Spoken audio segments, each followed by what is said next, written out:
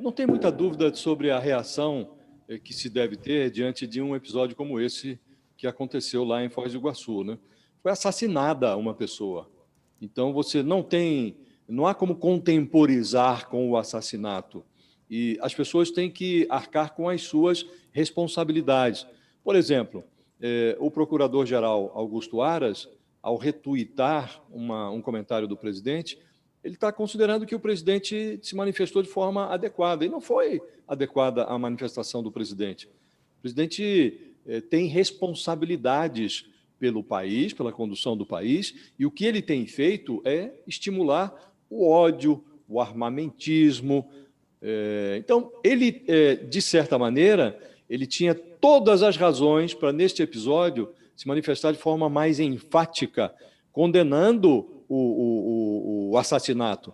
Ele aí lava as mãos, diz, olha, não quero apoio desse tipo de personagem, e parte para o ataque, parte para o que ele tem feito cotidianamente. Aí ataca, responsabiliza, na prática, a esquerda.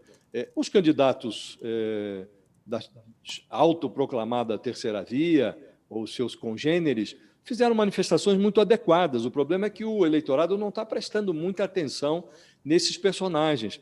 Outros políticos, como o presidente do Senado, por exemplo, o presidente do Senado, que também é presidente do Congresso, o Rodrigo Pacheco, se manifestou também de forma muito adequada.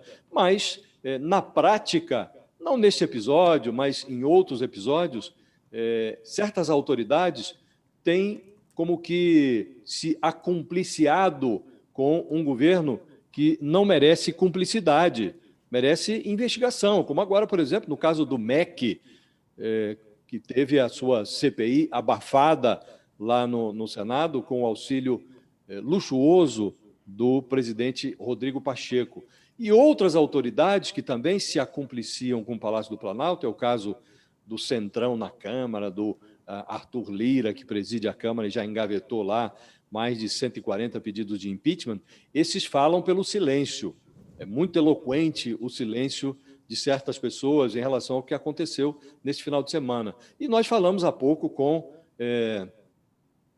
um advogado vinculado ao PT, o doutor Marco Aurélio, e eu me permito divergir do ponto de vista dele, porque o candidato à presidência do PT, o Lula, teve uma manifestação muito adequada em relação ao assassinato, solidarizou-se até com a família do assassino e pregou a pacificação, uma manifestação absolutamente adequada. Mas, horas antes do assassinato, não foi adequada a manifestação do presidente quando se solidarizou num ato lá em Diadema, agradeceu a um ex-vereador, o Maninho do PT, que praticou uma violência em 2018.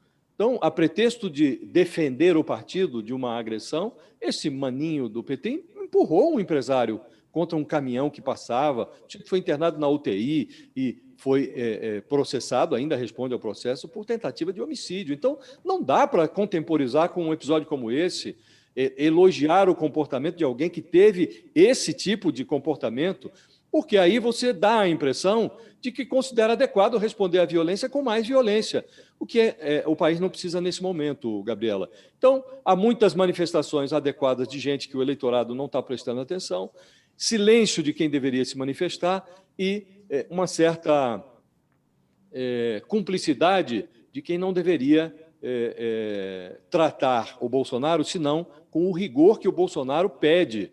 O Bolsonaro tem um comportamento que pede rigor, e as autoridades que ocupam postos em condições de impor a ele certos limites nem sempre têm se comportado adequadamente.